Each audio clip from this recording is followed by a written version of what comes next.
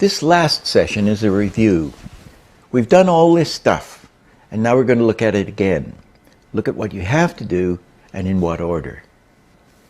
A lot of people reading my book say, "Oh God, do I have to know all this stuff to be an animator?" And the answer is, you don't. Some animators have one or two things they're really good at. But if you want to have the whole picture and be able to tackle anything, then you do need to know all this stuff. That's what I got from the old guys. If you digest all this material, you can do anything. There's no easier way to do something than to understand it.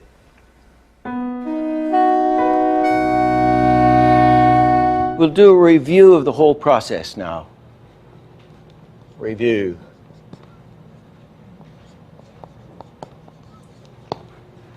We've got the storyboard.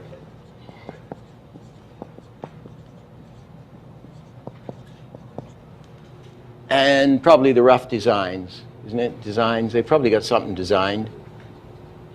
I'll put question mark. It could be very crude, the storyboard. And then we shoot a Leica reel or an animatic. Disney's, they called it the Leica reel because they used a Leica camera, or animatic, which is the storyboard shot with sound in time. So if you've got a 30-second sequence, you're shooting all these little pictures, and you can see, and you get that so it reads, so you feel comfortable with it, right? Then the animator gets it and starts doing planning drawings.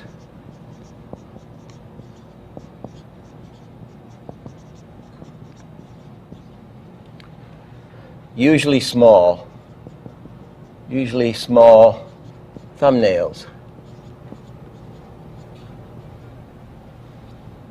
Then we do our key positions, which are the only drawings that are circled.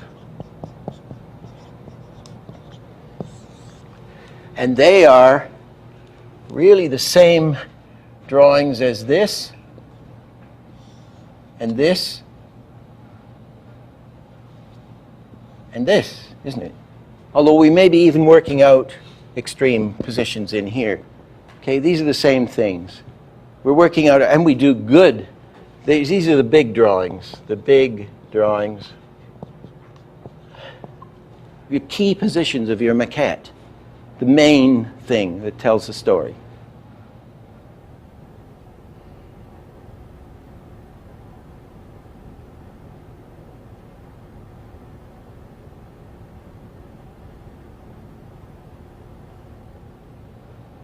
Then we put in the extreme drawings.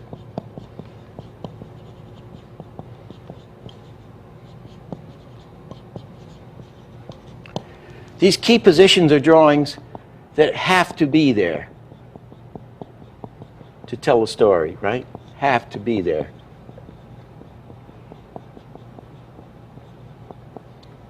Then the extreme drawings, like the contact of the feet, any drawings that have to be there in order to get the guy over, right? Any other drawings that have to be there? Any other drawings that have to be there? Usually contact drawings.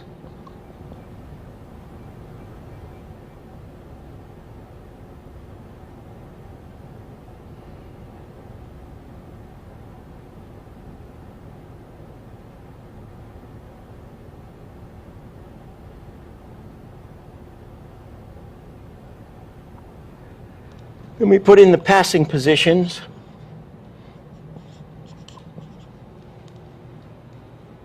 Which are the halfway points between the step, if it's a step. The passing position would be the one in the middle.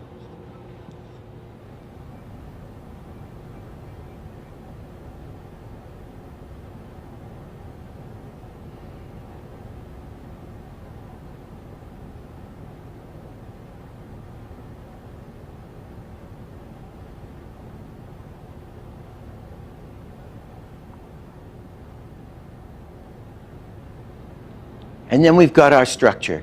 And of course, we're testing it at each point. We test this. Let me just write it. Test it on the camera. Well, the first time we test the storyboard, it's tested there, the Leica reel. We don't test that one, but we test this, test the keys, we test the extremes, and we test the passing positions, making sure we got them really nice. We've now got our nice, strong structure.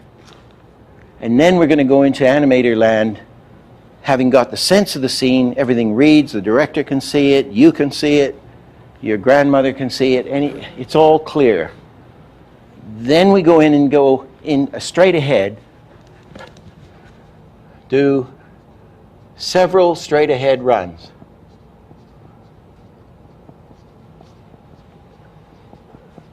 Ahead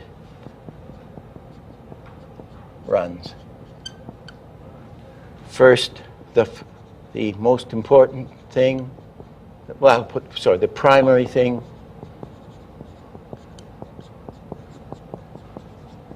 The secondary thing. The tertiary thing. And the fourth thing. Any other bits.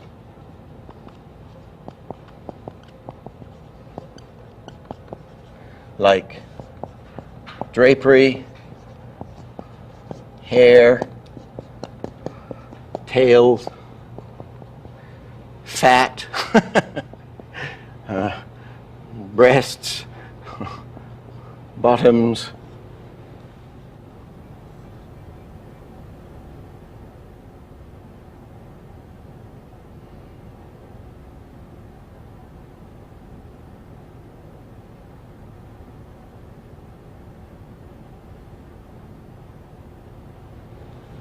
okay? And that's our method. And working light. And then you pull it all together in the end. So you get the combination of the spontaneous. This is spontaneous. This is all planning. This is planning, careful planning. And this is spontaneous runs. So we get the flow from the spontaneous thing, and we get the structure from the planning.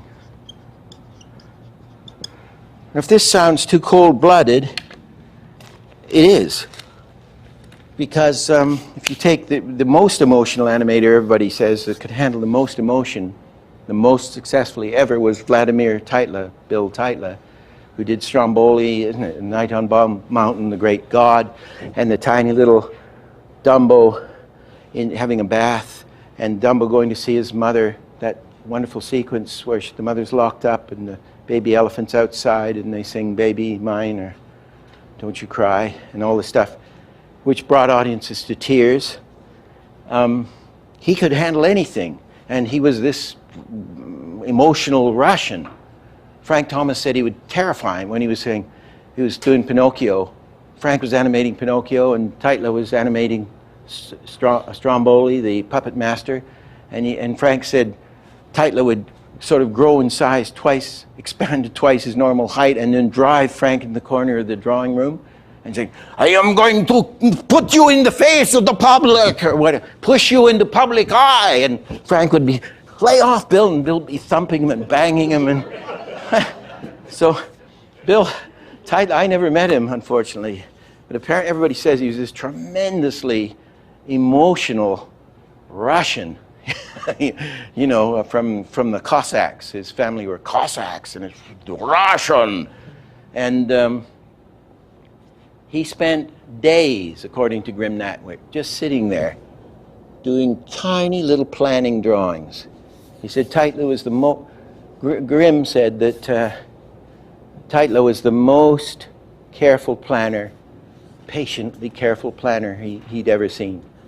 So here's this guy who's going to do an emotional eruption of animation, either big or small, or I mean, wonderful. And he figured it all out in these little drawings. And then he'd go into the bigger drawings, and the stuff would just come out. We've seen the procedure for making the soup. and we've got it in the correct order. Now we'll list the ingredients illustrated with examples from previous sessions. We are using, to do this, we are using good keys, I'll put. Good keys, okay? To get, so for clarity,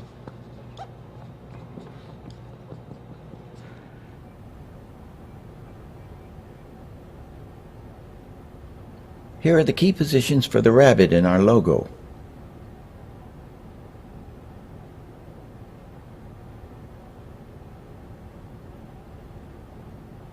We are using weight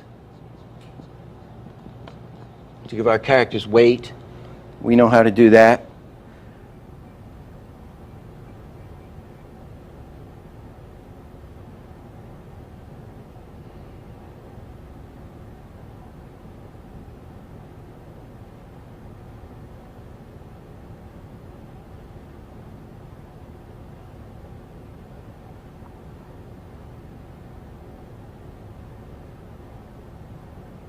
To get flexibility,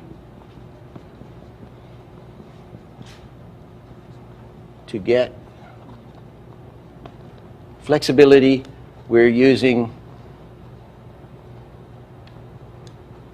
overlapping action. Overlapping action is where one thing follows another, one thing at a time. Actions unfold.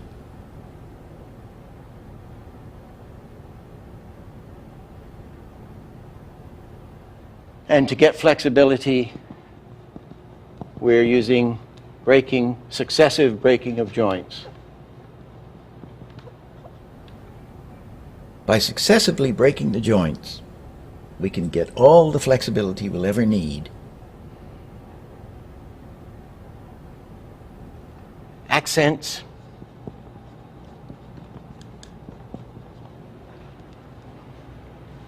Body. Head, hands, feet.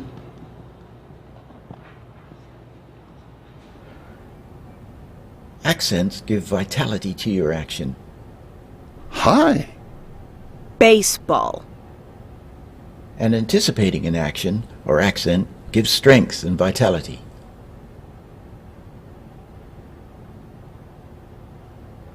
We're using stagger exposures.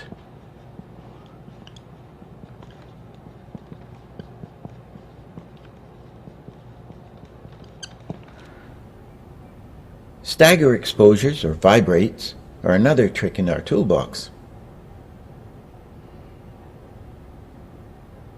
We're using compression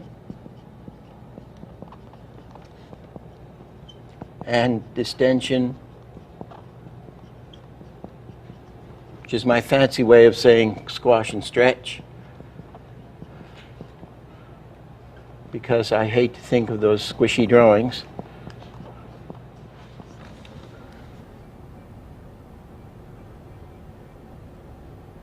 Squashing and stretching used broadly or subtly adds life and gives us more change.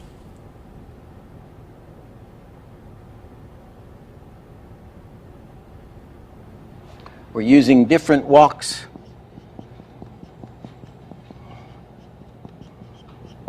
Walks and runs. We're stressing the difference, stressing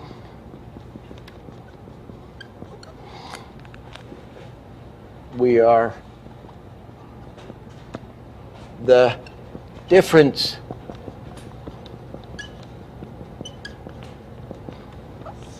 between things and people.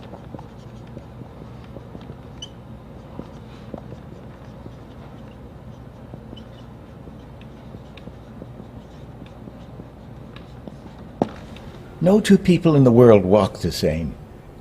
We build walks using the tempo, the contacts and passing positions, the downs and the ups, squashing and stretching, and broken joints. And all of this applies to animals as well. For dialogue, we're progressing it somewhere.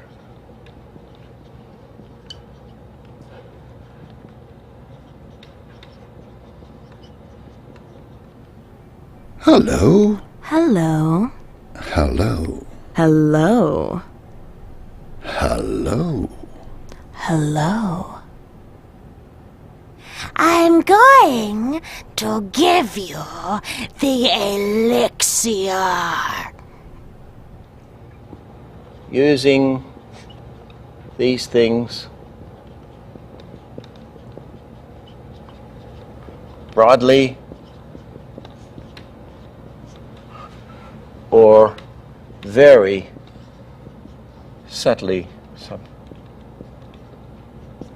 Here's a complex piece of animation that brings together a lot of the things that we've been talking about. We'll show it first in slow motion and break it down so that we can see how many of these devices we've been using. Start with a hand accent.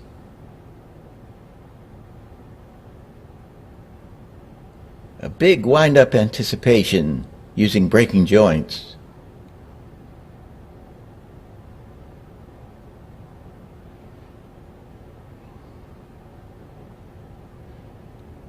Delay the head briefly. Another anticipation using a stagger vibration followed by elongated in-betweens.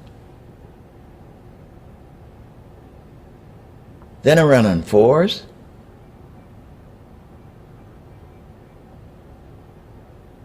Squash down to anticipate the jump into an old-fashioned glide on twos. We'll invent an impossible 360-degree head revolve. Back to ones, delay the head.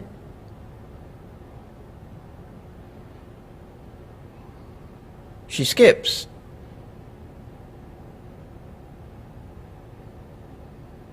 With hair and flapping bits added later. Then she jumps, a squash down to anticipate her leap. And she goes out using at least 5 drawings to leave the screen.